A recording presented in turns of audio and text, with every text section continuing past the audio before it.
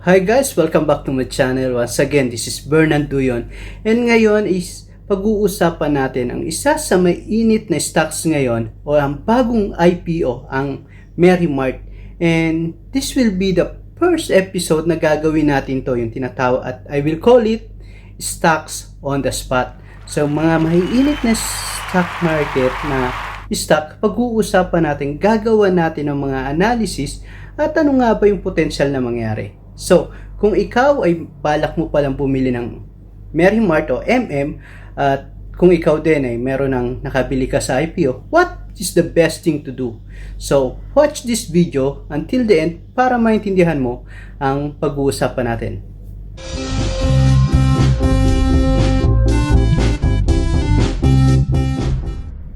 So, yun na nga.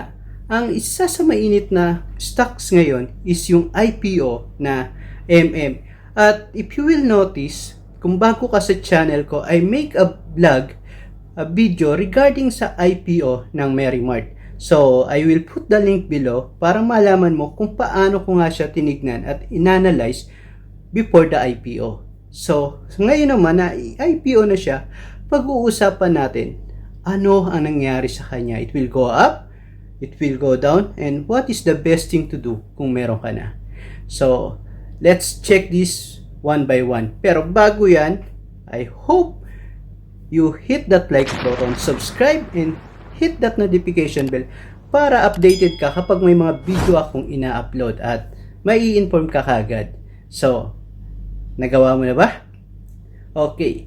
So, unang-una, so in the first 2 days, dire-diretso nag-ceiling ang Merrimart, no? So, if you will notice, diretso siya. Then, in the 4th day, nagkaroon ng massive selling.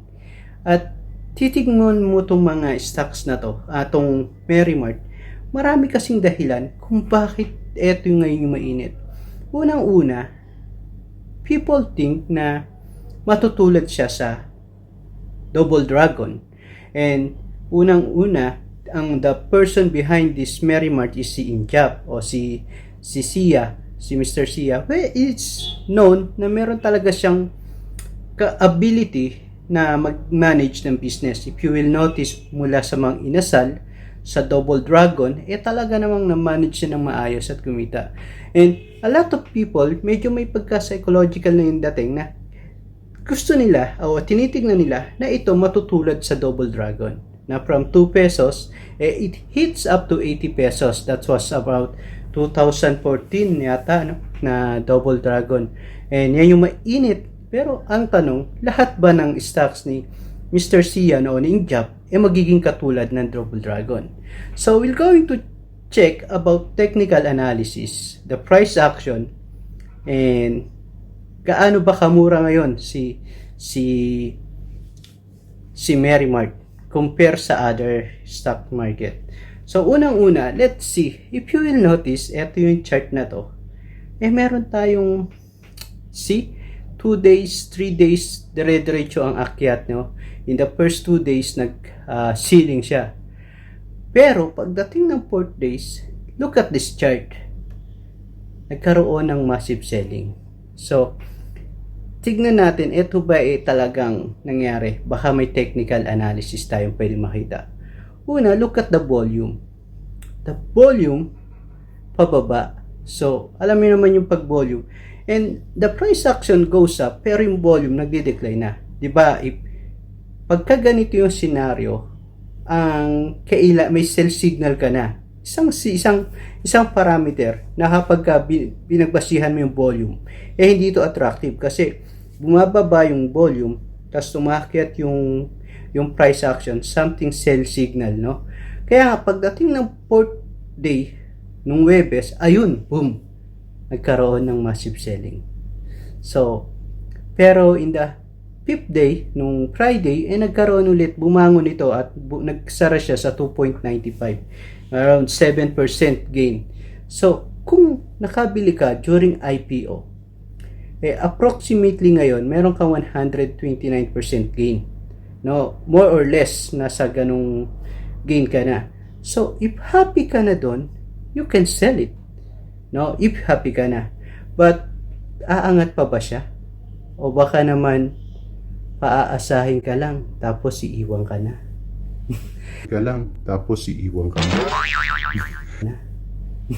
So, baka ganun ang mangyari. But, let's see at the chart.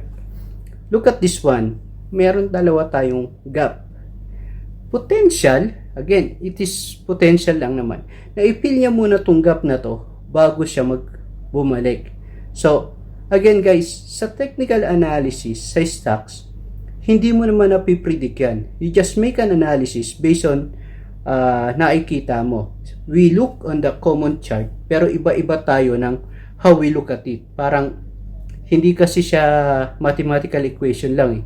It's an art of looking a perspective in a different perspective. But, we look at one figure. So, ganun natin tinitingnan.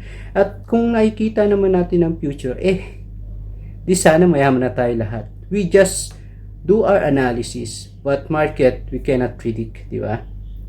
So, unang-una, so yun yung potential na mangyari. Pwedeng ganun. At ang problema sa IPO, sa bagong listed company, wala kang reference ng pwede mong pag-aralan kasi bago lang. But in this point, pwede nating tignan na support ang 1.5 at ang resistance sa 4.5. So bakit? Kasi nung pagdating ng 1.5, dire-diretso na siya umangat. And 4.5 yung resistance niya, mula diyan bumaba siya during massive selling. So, if you will notice also, check this one, kung makikita mo, yung participation ng foreign buying and selling is hindi ganun katindi. So, ibig sabihin, it is played by a local people, mga local brokers. So, ibig sabihin, this is local play, no? And if you panoorin mo yung video ko nung IPO, ito yung sabi ko na potential na i-pump and dump to dahil 1 peso everybody can buy at pagka kumita na people will start selling, and I think that's happened last Thursday. So tignan naman natin kung balak mo bumili at kung titignan mo or interested ka pang hawakan to, magkano mo ba talaga binibili? How much is the value? Mura pa siya o mahal? Unang-una, ang EPS niya o earning per share is 0.0046. So, ganyan lang yung kinikita ng yung pa yun sa bawat stocks.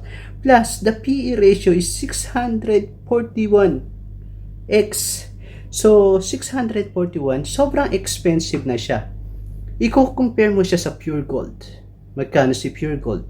Si Robinson Retail, 'di ba? Si Metro Gaisano at sa 7-Eleven. Look how much is the PE ratio. Ganun na siya kadoble. So, from that PE ratio, magkakaroon ka ng idea. Sobrang mahal to. Sobrang mahal. So, but people are still buying. Bakit? Kasi minsan, people are buying because of the brand. Regardless ano pang gaano talaga yung real value niya. People, and that is brand we are talking about Injap. People rely and trusted to Injap na etong stocks na to, etong kumpanya na to, in the future, talagang gaganda to. So, I better buy it now, and then, I will hold it in the future. So, yun yung mga potential na reason. Panghuli, ano yung pwede mong gawin, di ba? What will be the best strategy for you? So, for me,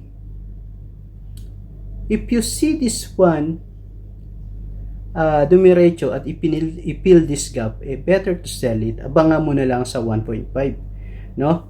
Because we cannot predict, but if you already have a good profit, 100% is a good profit, better you take profit and watch out for this one. And again guys, I cannot predict the market, so yun yung mga pwede nating malaman, pwede nating tignan. Pero kung tataas pa siya this coming week or in Monday, tumaas siya, watch out for the breakout of 4.5. Yan yung reference pa lang sa natin sa ngayon. Kapag tumaas siya, a potential breakout. At compare it to Double Dragon. Look at the chart of Double Dragon. In the first few days niya, hindi talaga nagbenta ang tao. More on buying.